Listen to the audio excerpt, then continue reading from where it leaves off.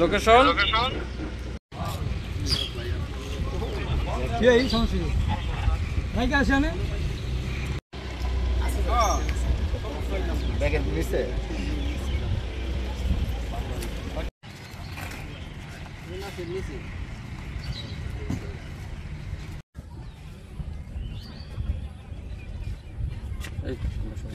কি অবস্থা?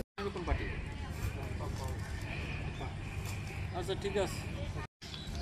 তোমার সাপের মধ্যে একটা কার ইটে কার লেখা আছে ইয়ে থাকে এভাবে থাকা দরকার দরকার নেই।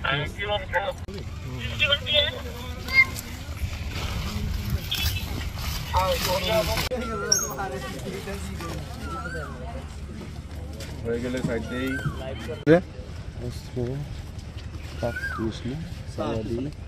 আর কিছু নাই।